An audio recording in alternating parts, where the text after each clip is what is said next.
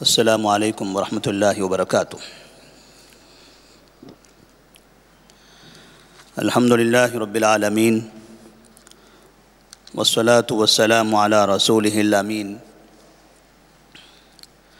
وعلی آلہ وصحبہ اجمعین ومن تبعہم بإحسان الی یوم الدین، اما بعد فاعوذ باللہ من الشیطان الرجیم، بسم اللہ الرحمن الرحیم۔ فإن اللہ هو مولاه وجبریل وصالح المؤمنین والملائکۃ بعد ذلک ظہیر۔ سیرت النبی صلی اللہ علیہ وسلم کے اس سلسلے میں آج کے درس کا عنوان ہوگا نبی کریم صلی اللہ علیہ وسلم کی قباء میں آمد۔ نبوت کو تقریباً 14 سال کے قریب ہو رہے تھے، 13 سال مکمل ہو چکے تھے، 14واں سال شروع ہو چکا تھا۔ پیر کا دن ربیع الاول کی 8 تاریخ، تقریباً 23 ستمبر 622 عیسوی، یہ وہ دن اور وہ تاریخ تھی جس تاریخ میں جہاں ایک طرف مکہ مکرمہ والوں پر غم کا، افسوس کا، ندامت کا پہاڑ ٹوٹ رہا تھا، تو وہیں دوسری طرف اہل مدینہ خوشی سے کھل اٹھے تھے۔ اللہ تبارک و تعالیٰ نے اہل مکہ کو ان کی سازش میں ناکام بنا دیا۔ جیسے جیسے آپ صلی اللہ علیہ وسلم غار ثور سے نکل کر قباء کی وادی کی طرف قریب قریب پہنچ رہے تھے، ویسے ویسے اہل مکہ کو اس بات کا یقین ہو رہا تھا کہ وہ نبی کو یعنی محمد کو پکڑنے میں ناکام ہو چکے ہیں، اور مدینے والوں کا نبی کا استقبال کرنا، خوشی کا اظہار کرنا، ایک بڑی جنگ کی دعوت دینا تھا۔ ایسا نہیں تھا کہ مکہ والے جو نبی کریم صلی اللہ علیہ وسلم کو قتل کرنا چاہتے تھے اور ان کے لیے انہوں نے 100 اونٹ کا انعام رکھا تھا، وہ اسی طرح آسانی سے چھوڑ دیں گے۔ باقاعدہ ایک ایسا موقع آیا کہ ایک آدمی کی خاطر اہل مکہ نے مدینہ منورہ پر چڑھائی کی اور پورے مدینہ کے لوگوں سے دشمنی مول لی۔ نبی کریم صلی اللہ علیہ وسلم کی ہجرت ختم ہو رہی تھی، یہاں تک کہ تقریباً جب آپ صلی اللہ علیہ وسلم اپنے گھر سے نکلے تھے تو صفر کی 27 تاریخ تھی۔ نبوت کا 14واں سال شروع ہو چکا تھا، ماہ محرم ختم ہو گیا، صفر بھی ختم ہو رہا تھا۔ صفر کی 27 تاریخ کو نکل کر آپ غار ثور پہنچے، وہاں آپ نے 3 دن قیام کیا، اور پھر 3 دن کے بعد غار ثور سے آپ نکلے۔ اس کا مطلب یہ ہوا کہ غار ثور سے نکلنے کی تاریخ 1 ربیع الاول تھی۔ 1 ربیع الاول سے نکلا ہوا یہ قافلہ تقریباً 8 ربیع الاول کو قباء کی وادی تک پہنچ جاتا ہے۔ جب مدینے والوں کو، قباء والوں کو اس بات کا علم ہو چکا تھا کہ تقریباً 1 ہفتہ پہلے نبی کریم صلی اللہ علیہ وسلم مکہ سے نکل چکے ہیں، تو مدینے والے شہر سے باہر نکل کر پہاڑ کی اونچائی پر جا کر دور تک نظریں دوڑاتے تھے کہ کہیں کوئی قافلہ نظر آ رہا ہو، اس لیے کہ وہ نبی کریم صلی اللہ علیہ وسلم کو دیکھنے، آپ کا استقبال کرنے، آپ سے ملنے کے مشتاق تھے۔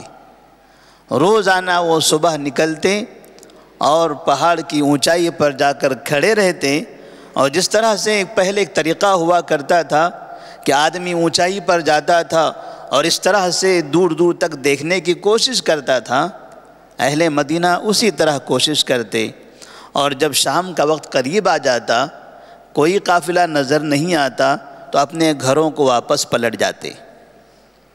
روزانہ یہی سلسلہ چلتا رہا، اور ایک دن ایسا ہوا کہ جس دن آپ صلی اللہ علیہ وسلم قباء میں پہنچنے والے تھے، مدینے والوں نے، قباء والوں نے پہاڑ پر چڑھ کر قریب اطراف میں دیکھا، کوئی قافلہ نظر نہیں آیا، اور انہیں ایسا احساس ہوا کہ شاید آج بھی نبی ہمارے پاس نہیں پہنچ سکیں گے، وہ اپنے گھروں کو پہنچ چکے تھے، واپس چلے گئے۔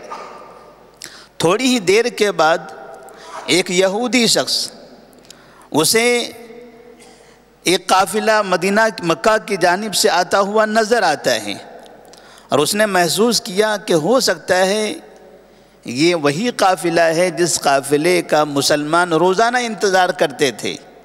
آج بھی انتظار کرتے کرتے اپنے گھروں کو واپس چلے گئے، اور اسے بھی خوشی ہوئی، ایک بڑا سا واقعہ ہو رہا تھا، کافی لوگ آپ کا انتظار کر رہے تھے، لہٰذا اس نے فوراً مدینے والوں کے درمیان میں اعلان کرتے ہوئے کہا، یا معاشر العرب ھذا جدکم الذی تنتظرون، اے عربیوں، اے عرب کے لوگوں سنو، یہ وہ قافلہ ہے، یہ وہ شخص ہے جس کا تم انتظار کر رہے تھے، جس کا تم انتظار کر رہے تھے، وہ قریب آ چکا ہے۔ جب مدینے والوں نے یہ سنا تو سب کے سب اپنے ہتھیار لے کر مکہ مدینہ شہر سے باہر نکل گئے نبی کریم صلی اللہ علیہ وسلم کا استقبال کرنے کے لیے۔ آپ صلی اللہ علیہ وسلم مدینہ میں داخل ہونے سے پہلے قباء کی وادی میں داخل ہوتے ہیں۔ یہ قباء کی وادی تقریباً مسجد نبوی سے 3.5 کلومیٹر کے فاصلے پر ہے۔ آپ نے پہلے وہاں بنی عمرو بن عوف کے محلے میں کلثم بن ہدم کے گھر میں قیام کیا۔ آپ صلی اللہ علیہ وسلم جیسے اس جگہ پہنچے ہیں، صحابہ رضی اللہ تعالی عنہم مسلمان تمام کے تمام اس قافلے کو چاروں طرف سے گھیر لیتے ہیں۔ خوشی کا عجیب سا سما تھا، نبی آ گئے، رسول اللہ صلی اللہ علیہ وسلم تشریف لائے ہیں، جن کی مظلومیت کی داستان وہ کئی سال سے سن رہے تھے، جن کے لیے وہ محنت کر رہے تھے، کوشش کر رہے تھے کہ اس ظلم کے شہر سے نکال کر آپ کو اپنے شہر میں پناہ دیں۔ آخر آج وہ ان کی کامیابی کا دن ان کو نظر آ رہا تھا۔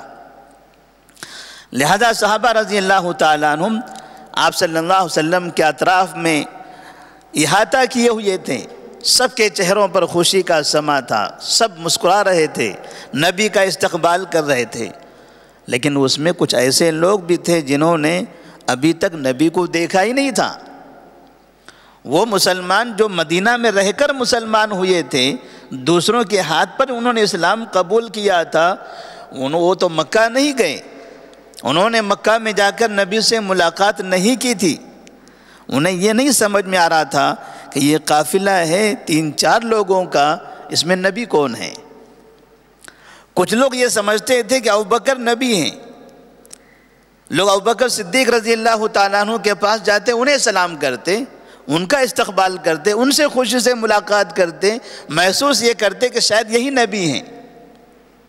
تھوڑی دیر کے بعد آپ صلی اللہ علیہ وسلم پر کسی طرح سے سورج کی روشنی پڑی، آپ کو دھوپ لگنے لگی۔ ابوبکر صدیق رضی اللہ تعالیٰ عنہ نے اپنی چادر نکالی اور آپ کے سر پر انہوں نے سایہ کر دیا تاکہ آپ کو دھوپ نہ لگے۔ اس حرکت سے تقریباً لوگوں کو یہ سمجھ میں آ گیا کہ وہ نبی نہیں ہے جسے ہم سمجھ رہے تھے، نبی صلی اللہ علیہ وسلم یہ ہیں جن کا یہ احترام ہو رہا ہے، جن کی یہ عزت ہو رہی ہے۔ آپ صلی اللہ علیہ وسلم قباء کی وادی میں پیر کے دن پہنچتے ہیں، پیر، منگل، بدھ، جمعرات، 4 دن آپ نے وہاں پر قیام کیا۔ بعض روایتوں میں زیادہ دن کا بھی ذکر ہے، اور وہاں پہنچنے کے بعد آپ نے سب سے پہلے ایک اللہ کا گھر بنایا، ایک مسجد تعمیر فرمائی، جس مسجد کو مسجد قباء کہا جاتا ہے، قباء کی اس وادی کی طرف نسبت کرتے ہوئے۔ اس سے سمجھ میں آتا ہے کہ مساجد کا نام کوئی ضروری نہیں ہے کہ فلاں اور فلاں نام سے ہو، کسی بھی اعتبار سے کسی بھی طرح کی نسبت کی جا سکتی ہے، شہر کی طرف، محلے کے نام سے، کسی شخصیت کی طرف، جیسے مدینۃ الرسول، جیسے مسجد نبوی ہیں، نبی کریم صلی اللہ علیہ وسلم کی طرف نسبت ہیں۔ تو آپ صلی اللہ علیہ وسلم نے وہاں پر مسجد قباء کی تعمیر فرمائی، 4 دن آپ نے وہاں پر قیام کیا۔ قیام کے دوران میں مکہ کے اندر علی رضی اللہ تعالیٰ عنہ تھے، جنہیں آپ صلی اللہ علیہ وسلم نے چھوڑ کر آیا تھا، اور آپ نے کہا تھا کہ ہمارے بستر پر لیٹے رہو تاکہ لوگوں کو پتہ چلے کہ محمد گھر میں ہیں۔ جب تک وہ اس گھر کا محاصرہ کیے ہوئے رہیں گے، ہم اسی درمیان میں باہر سے نکل کر چلے جائیں گے، ورنہ اگر پہلے ہی انہوں نے گھر میں دیکھ لیا کہ بستر پر نہیں ہیں تو ان کے تلاش کرنے کا وقت اور ہمارے ابوبکر صدیق کے گھر سے غار ثور تک جانے کا وقت ایک ہی ہو جائے گا، اور پھر ہم غار ثور تک نہیں پہنچ سکیں گے۔ اسی لیے آپ صلی اللہ علیہ وسلم نے لوگوں کو وہاں مشغول کر دیا۔ لوگ آپ علی رضی اللہ تعالیٰ عنہ کے اطراف میں کھڑے ہو کر نبی کے باہر نکلنے کا انتظار کر رہے ہیں۔ انہیں کیا پتا تھا کہ اس درمیان میں باہر سے نبی صلی اللہ علیہ وسلم ابوبکر صدیق رضی اللہ تعالیٰ عنہ چلے جا چکے ہیں۔ جب آپ پہنچے ہیں تب جا کر یہاں کے لوگوں کو اطلاع ملی ہے کہ نبی شہر سے باہر نکل گئے۔ اس سے ایک فائدہ یہ ہوا کہ آپ صلی اللہ علیہ وسلم کو شہر سے نکلنے میں پریشانی نہیں ہوئی، ورنہ پہلے ہی اطلاع مل جاتی تو آپ کو شہر سے نکلنے میں پریشانی ہوتی، لوگ پہلے ہی شہر کے اطراف میں پھیل چکے ہوتے۔ علی رضی اللہ تعالیٰ عنہ کو چھوڑنے کا مقصد یہ تھا کہ ہمارے پاس لوگوں نے امانتیں رکھی ہیں۔ مکہ والے آپ کی نبوت پر ایمان نہیں لاتے تھے، آپ کو نبی ماننا نہیں چاہتے تھے، لیکن امین ضرور مانتے تھے، صادق ضرور سمجھتے تھے۔ انہوں نے دین کے معاملے میں گرچہ آپ کو جھوٹا کہا، ساحر کہا، نجومی کہا، آپ کو جادوگر کہہ دیا، لیکن اخلاق کے معاملے میں، شخصیت کے معاملے میں وہ یہ سمجھتے تھے کہ محمد صلی اللہ علیہ وسلم صادق اور امین ہیں۔ ایسی حالت میں بھی جبکہ نبوت مل کر 13 سال ہو گئے، ابھی بھی مکہ والوں نے اپنی امانتیں نبی کے پاس رکھی ہوئی تھی، کیونکہ وہ سمجھتے تھے کہ امانت کا کوئی مرکز، کوئی بینک اگر ہے تو بس یہی ہے، اس کے علاوہ کسی بھی جگہ ہم امانتیں رکھیں، ہمیں اپنے پر، اپنے لوگوں پر، اپنے سرداروں پر بھی بھروسہ نہیں ہے جو بھروسہ محمد صلی اللہ علیہ وسلم پر ہے۔ اور نبی کریم صلی اللہ علیہ وسلم نے بھی اتنا زیادہ اہتمام کیا، آپ کو پتا تھا کہ یہ لوگ مجھے قتل کرنا چاہتے ہیں، ان کی امانتیں آپ کے پاس ہیں، آپ لے کر نکل سکتے تھے، آپ انتقام کے لیے، پریشان کرنے کے لیے، تنگ کرنے کے لیے، لیکن یہ تو کوئی بات نہیں ہوتی، آپ نبی ہیں، ایک ذرہ بھی آپ کی شخصیت پر آنچ نہ آ سکے، کوئی دھبا نہ لگ سکے، آپ صلی اللہ علیہ وسلم نے اپنی ساری زندگی اس کا اہتمام کیا ہے۔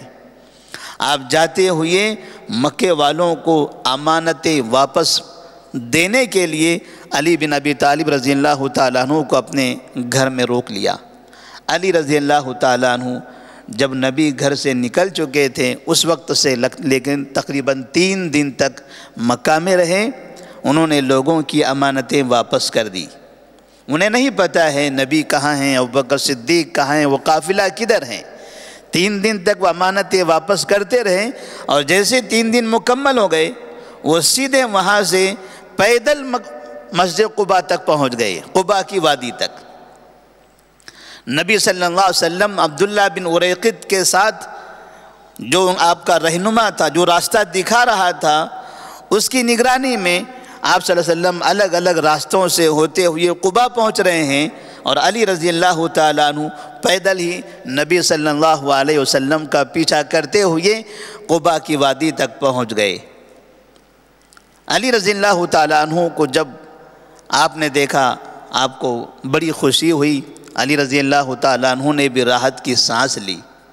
یہ ہجرت مکمل ہو چکی تھی، ایک ایسے شہر سے جہاں ظلم ہو رہا تھا، ایک ایسے شہر کی طرف جہاں پر انصار تھے، جہاں انصاریوں کی تعداد تھی جو مددگار تھے، نبی صلی اللہ علیہ وسلم سے کی مدد کرنا چاہتے تھے۔ آپ نے وہاں پر 4 دن قیام کیا۔ 4 دن قیام کرنے کے بعد پھر جمعہ کا دن آیا، اور جمعہ کے دن صبح کے وقت میں آپ صلی اللہ علیہ وسلم نے اپنے ننیال کے لوگوں سے، جو بنو النجار کہے جاتے ہیں، مدینہ میں وہ لوگ رہا کرتے تھے، انہیں خبر دی کہ ہم شہر میں آ رہے ہیں، چونکہ وہ آپ کے ننیال کے لوگ ہیں۔ لہٰذا بنو النجار تلواریں لے کر نبی صلی اللہ علیہ وسلم کے پاس پہنچ گئے اور آپ کے اطراف سے چلنے لگے تاکہ اپنی نگرانی میں، اپنی حفاظت میں آپ کو مدینہ شہر کے اندر داخل کیا جا سکے۔ آپ صلی اللہ علیہ وسلم جمعہ کے دن صبح کے وقت میں وہاں سے نکلے ہیں۔ تقریباً 1 کلومیٹر کا فاصلہ آپ نے طے کیا تھا کہ جمعہ کی نماز کا وقت ہو گیا، اور وہاں پر سالم بن عوف کا جو علاقہ تھا، جہاں پر سالم بن عوف کا قبیلہ رہا کرتا تھا، اسی جگہ پر آپ نے ہجرت کے بعد پہلی جمعہ تقریباً 100 سے زائد مسلمانوں کو باجماعت پڑھائی۔ یہ ایک تاریخی واقعہ ہے۔ ہجرت کے بعد پہلی جمعہ سالم بن عوف کے علاقے میں ہو رہی ہے۔ ابھی مدینہ تقریباً 2-2.5 کلومیٹر کے فاصلے پر ہے۔ مسجد قباء اور مدینہ کے درمیان میں یہ واقعہ پیش آتا ہے۔ آپ صلی اللہ علیہ وسلم جمعہ کی نماز پڑھتے ہیں اور پھر وہاں سے مدینہ شہر کی طرف روانہ ہوتے ہیں۔ جمعہ کا دن ایک مبارک دن تھا۔ اس مبارک دن میں آپ صلی اللہ علیہ وسلم مدینہ شہر میں داخل ہوئے، اور اسی دن سے مدینہ، جس کا ابھی تک نام یثرب تھا، یثرب، اب یہاں سے اس شہر کا نام مدینہ پڑ گیا، یا مدینۃ الرسول۔ آپ کی آمد کے بعد سے اس شہر کا نام بدل گیا۔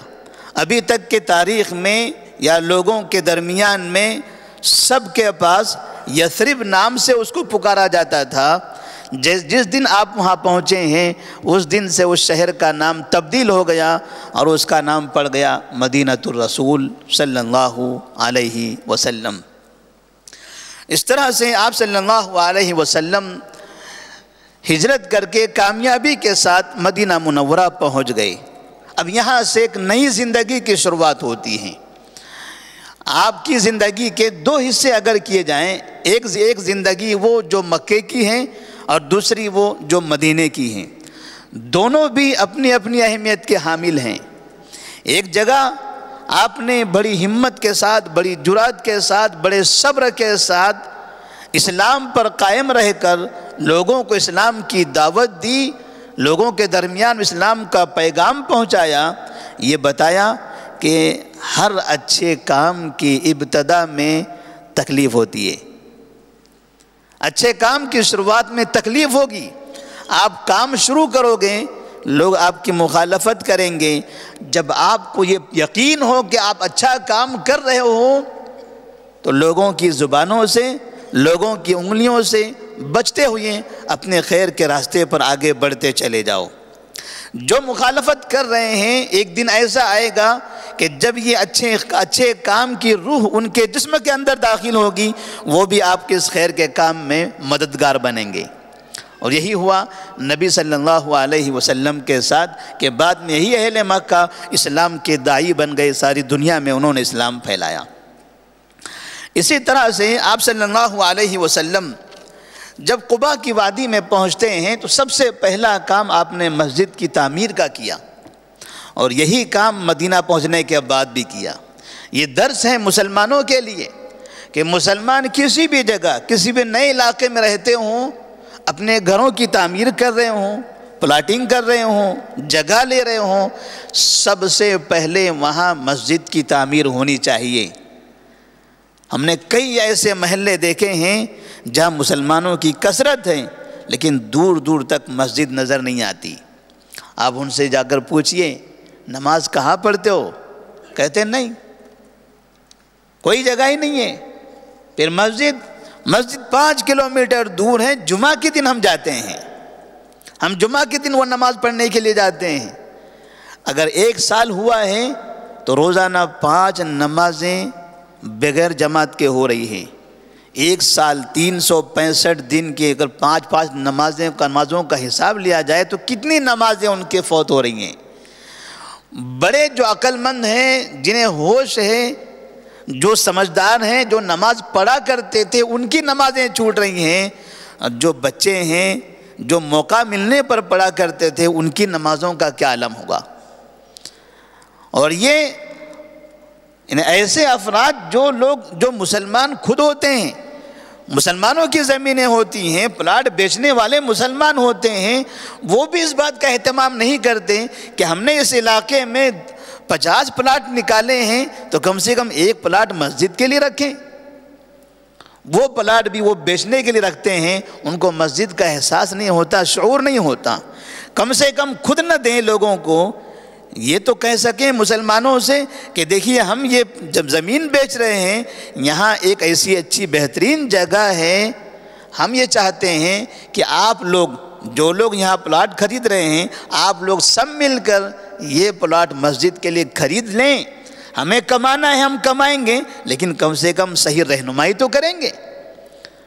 لوگ تو زمین بیچیں گے ہی، مسجد کی زمین دینے والا کوئی فری نہیں دیتا ہے، خریدنا ہی پڑتا ہے۔ اور ہم روزانہ نمازوں میں سنتے ہیں فلاں جگہ پر مسجد کے لیے زمین خریدی گئی، بیچنے والے مسلمان بھی ہیں، دوسرے بھی ہیں۔ تو بیچنا ہی صحیح، لیکن کم سے کم رہنمائی تو کرنا چاہیے، بتانا تو چاہیے کہ مجھے پیسوں کی ضرورت ہے، میں بیچوں گا، لیکن کوئی تو ہو جو یہ زمین آ کر یہ مسجد کے لیے خرید لے۔ یہ رہنمائی تو کرنا کم سے کم ضروری ہے۔ نبی کریم صلی اللہ علیہ وسلم نے اپنے عمل سے یہ ثابت کیا ہے کہ جس شہر میں آپ جائیں، جس نئی جگہ پر آپ قیام کرنا چاہتے ہیں، وہاں جانے کے بعد اپنے گھر کی تعمیر سے پہلے اللہ کے گھر کی تعمیر ہونی چاہیے۔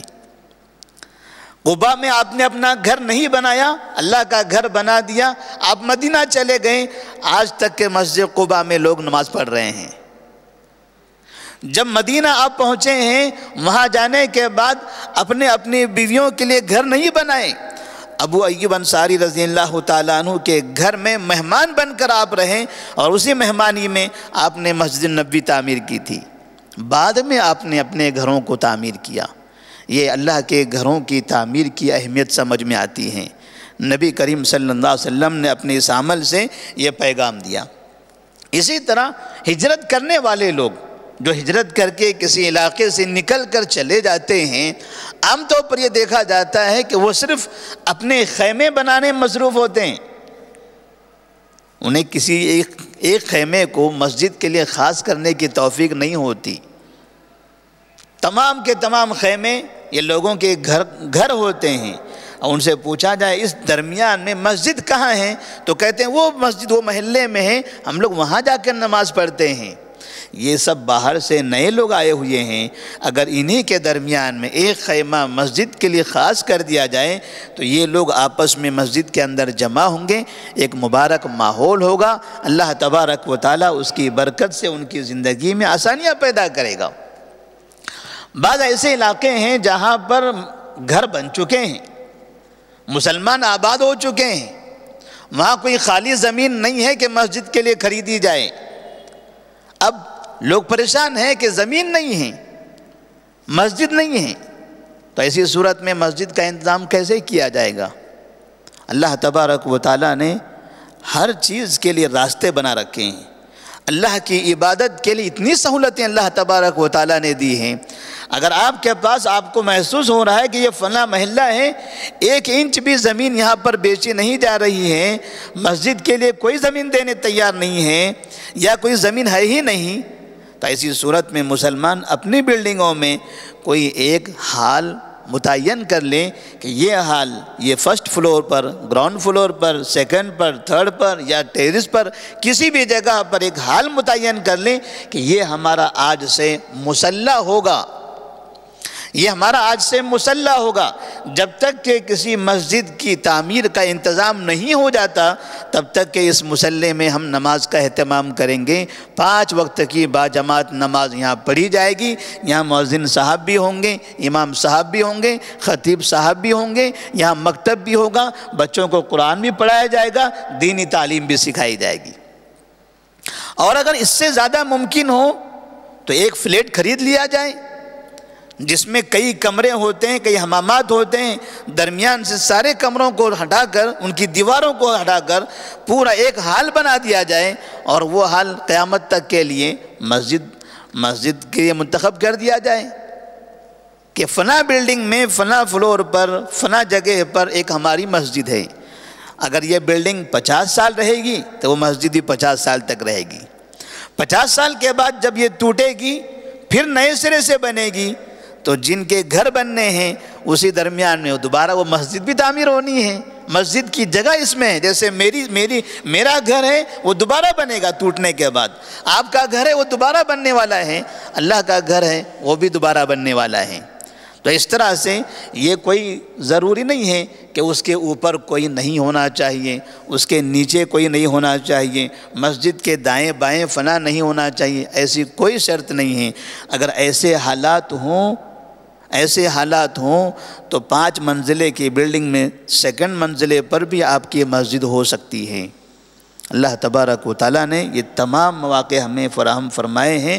نبی کریم صلی اللہ علیہ وسلم نے ہجرت تو کیا، لیکن ہجرت میں ایک بڑا پیغام یہ دیا کہ نئی جگہ پر مسلمان جب بھی جائیں وہاں پر اللہ کے گھر کا انتظام کریں، کیونکہ یہی تو اسلام کا مرکز ہے، یہی تو اسلام کا مرکز ہے۔ گھر ہوگا اللہ کا تو وہاں سے اسلام پھیلے گا، اور ایک داعی کے لیے، ایک مبلغ کے لیے، ایک عالم کے لیے سب سے بہتر جگہ جہاں سے وہ دعوت دے سکتا ہے، جہاں بیٹھ کر وہ تعلیم دے سکتا ہے، وہ مسجد ہے۔ اگر یہ مسجد نہ ہوتی ہم سے کہا جاتا وہ فلاں بلڈنگ میں چلیے وہ کمرے میں بیٹھتے ہیں، سیرت النبی کا درس شروع کرتے ہیں، یہ ممکن ہوتا؟ یعنی اس طرح سے ہم آزادی سے وہاں درس دے سکتے تھے، اس طرح پرسکون انداز میں آپ وہاں بیٹھ سکتے تھے، اس طرح سے لوگ بلا خوف و خطر بغیر کسی حیا کے وہاں پہنچ سکتے تھے؟ یہ ممکن نہیں تھا۔ اللہ کا گھر ہے تو سب ممکن ہے۔ دعوت و تبلیغ، مسلمان کا نماز پڑھنا، قرآن کی تلاوت کرنا، اور جب بھی کوئی ٹینشن ہو، پریشانی ہو، مسجد میں آئے، 2 رکعت نماز پڑھے، دعائیں کریں، اللہ تبارک و تعالیٰ اس کی زندگی کو مبارک بنا دے۔ اس لیے اپنے علاقوں میں مساجد کی تعمیر کرنے پر زور دینا چاہیے، اور خاص طور پر اگر وہ مسجد توحید کا مرکز ہو، وہاں سے توحید کی دعوت دی جا رہی ہو، تو اس سے بڑا کام اور کیا ہو سکتا ہے۔ لوگ مسجدیں تو بہت بناتے ہیں، مسجدوں میں درگاہیں ہوتی ہیں، قبریں ہوتی ہیں، ادھر منہ کر کے نماز پڑھتے ہیں، سلام پھیرنے کے بعد ادھر منہ کر کے دعائیں کرتے ہیں۔ نماز ایاک نعبد و ایاک نستعین قبلے کی طرف منہ کر کے اس نے پڑھا تھا، اور سلام پھیرنے کے بعد قبلے سے ہٹ گیا کہ دائیں بائیں منہ کر کے وہاں کھڑے رہ کر دعائیں کرنے لگا۔ اتنا بڑا دھوکہ، اتنا بڑا کرپشن، یہ مسلمان ہیں، اور یہ سینکڑوں نہیں ہزاروں لاکھوں مسلمان یہ آج بھی عمل کر رہے ہیں۔ علماء کی نگرانی میں، اماموں کی آنکھوں کے سامنے، اللہ کے گھر کے اندر، مساجد کے ذمہ داروں کے سامنے، یہ تمام لوگوں سے کل قیامت میں سوال کیا جائے گا۔ مساجد کے ذمہ داروں کو پکڑا جائے گا کہ تم صرف کرسی کے لیے ذمہ دار تھے، تم نے مسجد کا ذمہ دار بن کر کیا کیا تھا؟ تم کو یہ لگا چندہ آئے گا اس پر ہم کام کریں گے، تعمیر کرتے رہیں گے، جھاڑو مارتے رہیں گے۔ یہ جو آپ کے اطراف میں توحید کا مرکز بنا کر جو شرک کی گندگی پھیل رہی تھی، اس کو آپ نے کیوں نہیں روکا؟ مسجد کے اندر لوگ بدعت کی تعلیم دے رہے تھے، اس کو آپ نے کیوں نہیں روکا؟ یہ مسجد کے ذمہ داروں کی یہ ان کا فریضہ ہے۔ مسجد کے جو امام ہیں یہ ان کی ذمہ داری ہے، مسجد کے جو خطیب ہیں یہ ان کی ذمہ داری ہے، مسجد کے جو مصلیان ہیں ان کی بھی ذمہ داری ہے۔ لیکن کتنی جگہ اللہ کے گھر کے اندر شرک کا مرکز بنا ہوا ہے۔ اللہ کا بہت بڑا شکر ہے، جتنا اللہ کا احسان مانے کم ہے کہ اتنے شرک کے دلدل کے درمیان میں یہ توحید کا پھول کھلا ہوا ہے، اور اس پھول کے اندر ہم موجود ہیں، یہ خوشبو ہمیں مل رہی ہے۔ یہ اللہ کا بہت بڑا احسان ہے، ورنہ ہم سے زیادہ ہوشیار، ہم سے زیادہ عقل مند، ہم سے زیادہ تعلیم یافتہ، ہم سے زیادہ بڑے عہدے والے، ہم سے زیادہ دولت مند، ہم سے زیادہ بڑے سرکل والے، ہم سے زیادہ اچھی زندگی گزارنے والے ذلت اور رسوائی کی زندگی گزار رہے ہیں۔ اللہ کے سامنے سجدہ کرنے کے بجائے کسی مردے کے سامنے جھک کر کہیں بابا تو مجھے اولاد دے دے۔ اللہ کو وہ کمزور سمجھتے ہیں اور مردوں کو طاقتور اور قابل اور قدرت والا سمجھتے ہیں۔ اس سے بڑا دھوکہ مسلمانوں نے دنیا کو نہیں دیا۔ اللہ کا بہت بڑا احسان ماننا چاہیے، اللہ تبارک و تعالیٰ نے ایسی برائی سے ہم سب کو محفوظ رکھا ہے۔ اللہ سے دعا کرتے ہیں اللہ تبارک و تعالیٰ ہمیشہ شرک سے ہم سب کو محفوظ رکھیں، توحید کی دعوت کو عام کرنے کی توفیق عطا فرمائے، اور جہاں بھی ہمیں موقع ملے توحید کے مرکز کی تعمیر کے لیے ہم کوشش کرتے رہیں۔ والسلام علیکم ورحمۃ اللہ وبرکاتہ۔